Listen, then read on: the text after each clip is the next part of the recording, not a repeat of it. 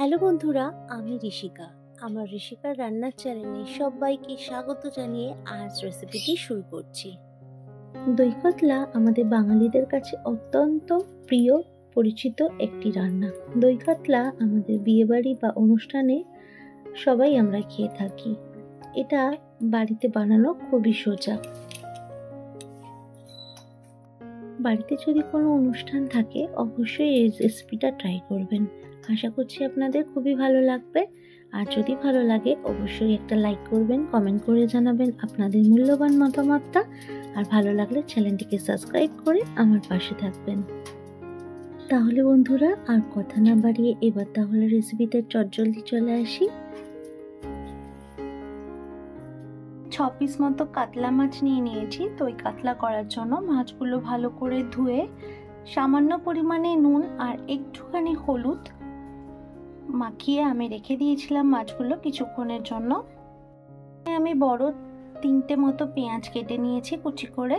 এখানে 4টে বড় রসুন নিয়ে নিয়েছি, 4 কোয়া রসুন বড় দেখে।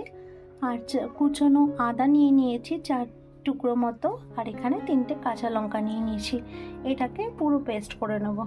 এখানে 7-8টা মতো কাজু নিয়ে নিয়েছি। এই কাজুটাও আমি পেস্ট করে নেব আলাদা করে। আমি এখানে টক দই নিয়ে নিয়েছি, 200 গ্রাম মতো টক দই নিয়ে নিয়েছি। এবার এর মধ্যে দিয়ে দেব ভাজা জিরের গুঁড়ো 1 চামচ, আর দিয়ে দেব 1 চামচ মতো কাশ্মীরি লঙ্কার গুঁড়ো। এটাকে ভালোভাবে ফাটিয়ে নেব যাতে একটু গোটা না থাকে, সেইভাবে এবার এটাকে ভালো করে ফাটিয়ে নেব। এবার এই মাছগুলো আমি হালকা করে ভেজে নেব। একটা প্যান বসিয়ে দিয়েছি। প্যানে মাছগুলো ভাজার জন্য আমি তেল দিয়ে দেব।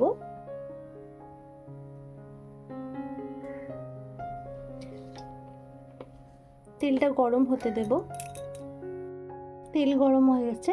তেলের ওপর এবার মাছগুলো আমি দিয়ে দেব।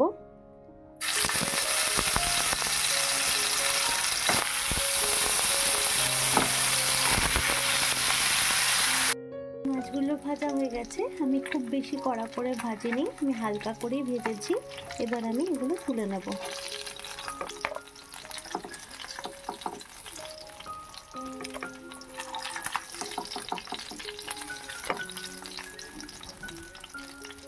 সব মাছগুলো আমি তুলে নিয়েছি।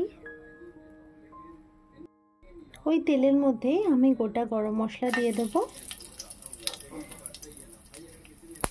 আর দিয়ে দেবো 2টো কাঁচা লঙ্কা। আদা রসুন আর কাঁচা লঙ্কার যে পেস্টটা করে রেখেছিলাম সেটা এবার আমি দিয়ে দেবো।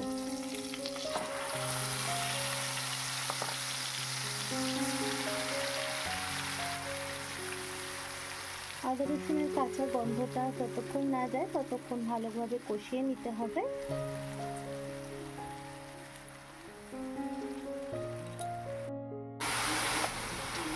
ভালো করে মশলাটা কষিয়ে নেব।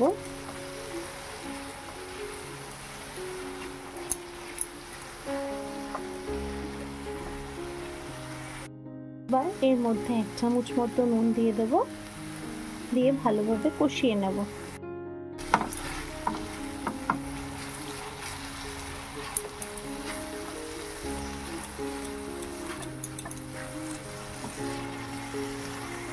এবার টক দইয়ের মধ্যে যে মশলাগুলো আমি দিয়েছিলাম সেটা দিয়ে এবার মশলাটাকে আরো ভালোভাবে কষিয়ে নেব যতক্ষণ না মশলা থেকে তেল বেরোচ্ছে।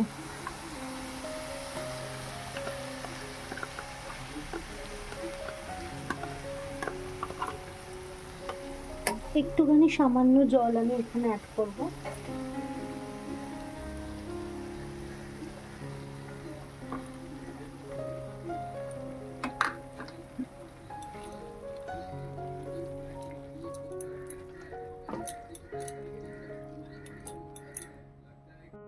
টক দইটা দিয়ে ভালোভাবে নাড়াচাড়া করে নিতে হবে যাতে টক দইটা গোটা না থাকে।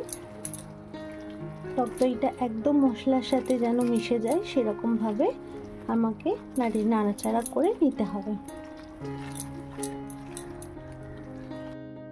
মশলা থেকে অনেকটাই তেল ছেড়ে গেছে। এবার আমি এখানে কাজু বাদামের যে পেস্টটা আমি করে রেখেছিলাম সেটা এবার দিয়ে দেবো। দিয়ে আবারও আমি ভালোভাবে নাড়ি চাড়িয়ে নেব। এর সাথে একই ফ্লেমটা হাই করে আমি 5 মিনিট মতো মশলাটাকে ভালোভাবে কষিয়ে নেব। নাড়াচাড়া করতে হবে বারবারে, যেহেতু কাজু আছে তার জন্য তলায় লেগে যেতে পারে, তাই সম্পূর্ণ নাড়াচাড়া করে নিতে হবে বারে বারে।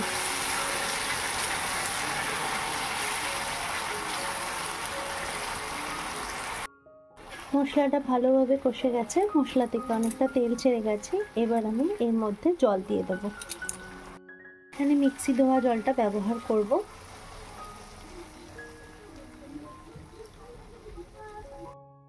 জল দিয়ে দিয়েছি, ঝোলটা ফুটতে শুরু করেছে। এবার আমি মাছগুলো এর মধ্যে দিয়ে দেবো।